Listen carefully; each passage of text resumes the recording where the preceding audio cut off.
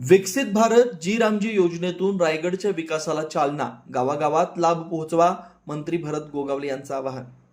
केंद्र सरकारच्या विकसित भारत जी रामजी योजनेचा लाभ रायगड जिल्ह्यातील प्रत्येक गावापर्यंत पोहोचवण्यासाठी प्रभावी नियोजन करण्याच्या सूचना रोहयो मंत्री भरत गोगावले यांनी दूरदृश्य प्रणालीद्वारे जिल्हा प्रशासनाशी संवाद साधताना दिल्या.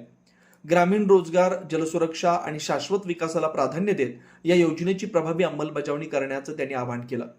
जिल्हाधिकारी किशन जावळे यांनी सांगितलं की जिल्ह्यात 700 शेततळ्यांची निर्मिती झाली. 15 ऑगस्ट पासून त्यामध्ये मत्स्यबीज सोडून मत्स्यपालनाला चालना दिली जाणार आहे. ग्रामपंचायतीच्या मालकीच्या तलावातील गाळ काढण्याची कामं या योजनेतून करण्यात येणार आहेत. त्यामुळे ग्रामपंचायतींना उत्पन्नाचा नवा स्रोत उपलब्ध होणार आहे.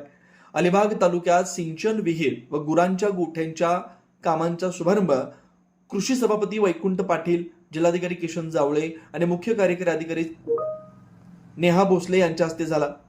यावेळी वैकुंठ पाटील यांनी जिल्ह्यातील खार बंदिस्तीची दुरुस्ती तातडीने करण्याची मागणी केली, जेणेकरून शेतकऱ्यांना अधिक क्षेत्रात शेती करून उत्पादन वाढवता येईल.